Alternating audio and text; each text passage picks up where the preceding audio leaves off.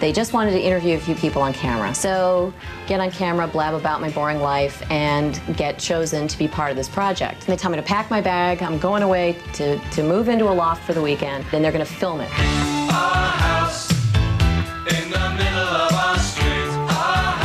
And we shot this thing, and we shot it all on sort of like home video equipment, and it looked pretty good. We were like, we have something here. This is cool. So that's how Real World started. It was supposed to be a soap opera and became a verite thing only because they couldn't afford to do a real soap opera. It's turned into part of the, the cultural lexicon, and it's so voyeuristic and great. It's like watching a car accident or something. And when it came time to pick the 7 strangers to launch the series, the Real World producers decided not to use any of the pilot's cast members. I got down to the final wire of it all, and I think Becky slid in there. I'm just so happy it didn't go that route. It wasn't meant to be. But don't feel too bad for Tracy. What's going on, Daria? This won't be on the test. Beavis and Butthead didn't have a huge budget. They had the writers do the voices of a lot of the characters, and they threw me into the booth. One of the voices I ended up doing was Daria. I feel great. How else could I feel? I'm the misery chick. Many people think I do the voice of Daria, which is actually not true. I'm flattered by that, I guess. I'm the poor man's Janine. Daria isn't the only show with a Beavis and Butthead connection. The Warp duo actually made their first appearance on another MTV program. They had this show called Liquid Television, which was a lot of short little experimental, edgy animation cartoons. So that's where Beavis and Butthead first appeared on MTV. What if you put a stick of dynamite in somebody's butt and then you lit it? Like Beavis and Butthead, many of the shows you've seen on MTV over the years are linked to other shows, which you may or may not even remember. It's been a strange, incestuous trip. For example, after Remote Control, Colin Quinn had a show of his own. Although Tracy didn't make it into the first season of The Real World, a guy named Eric did. This is the way I am. No, that's the way I am. But this is the way I am. You may recall that he went on to host a show called The Grind. Yo, what's up? This is The Grind. I'm Eric, your host. Which was a latter-day version of Club MTV. You know what time it is? It's Club MTV time! Club MTV's pilot was hosted by Kevin Seal, who also originally hosted Headbangers Ball. Mr. Ozzy Osbourne. And he's brought a friend with him. Before getting his own half-hour, Kevin Seal's Sporting Fool. Hello, I'm Kevin Seal, and welcome to Kevin Seal's Sporting Fool. Which was a precursor to MTV Sports. Hey, hey, hey, it's fun over! Dan Cortez also showed up over on Beach MTV with Daisy Fuentes. You are so annoying! Daisy went on to host House of Style after Cindy Crawford. Oh, hey, hi to you too. This is MTV's House of Style. Got all that? No? All right, let's start at the beginning. Come in, get it! Playing wall-to-wall videos after a while loses its novelty value. You have to keep interjecting things that are new and fresh. We thought maybe MTV could be about not just about the music, but also to some extent be about the things that the music's about. Well, we realized that people like to watch shows, and even though they like the videos, that if we could package them in a way that was more compelling, we could kind of make a Smoke and Mirrors long-form TV show. The Week in Rock went on the air, Remote Control went on the air, and Club MTV went on the air, all within about a month of each other.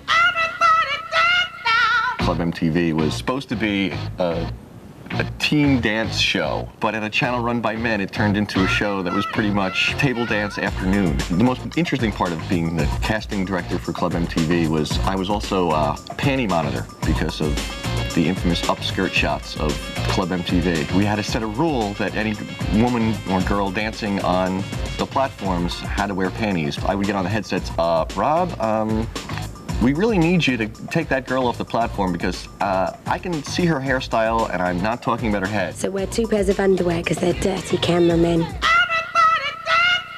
Welcome to Unplugged, a program that lip syncers dare not come on.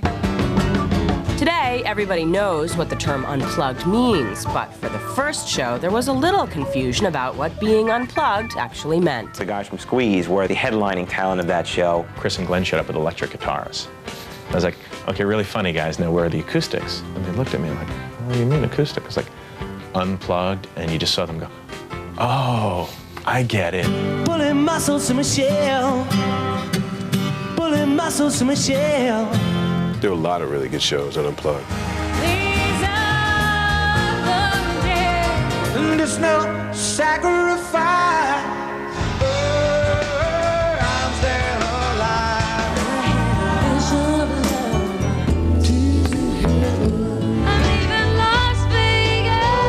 Don't call it a comeback. Don't call it a comeback. Hello, Cool J. The Hip Hop Unplugged. Never forget it. Sherry Howell and I had this idea of getting a house band and getting a bunch of rappers to come in. LL Cool J's like, I don't know about this. And he's like, well, what do you mean there's a band? He's used to a DJ or a tape machine. He had to be explained. Finally, just looked at us and said, all right, I don't quite get it, but I'm gonna do it. And he comes in and they start running through it. His face lit up like a Christmas tree. It was just like, wow. It's a band sounding exactly like what my record sounds like. I think like the moment when it really, really dawned on him is the bridge comes in, Mama Said Knock You Out, and all of a sudden he stops everything and turns around to the piano player and he goes, yo, yo, yo, yo, yo, rewind that. Stop! Hurry up. Because it's some ill shit. We should go to the top and like really bug it out, make it crazy. And then he starts just laughing and he goes, I'm sorry, could you play that back again? He jumped in and called out changes and it just clicked.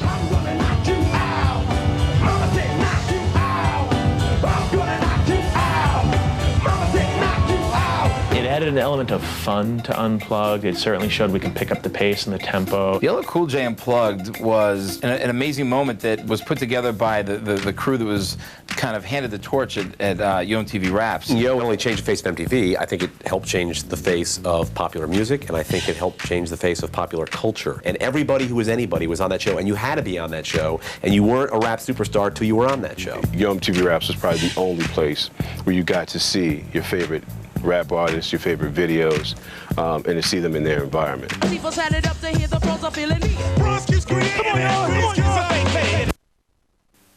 We get 10 or 15 dancers to go behind him, and I remember meeting a girl that day by the name of Jennifer, who was like one of the background girls there, and it turned out it was Jennifer Lopez.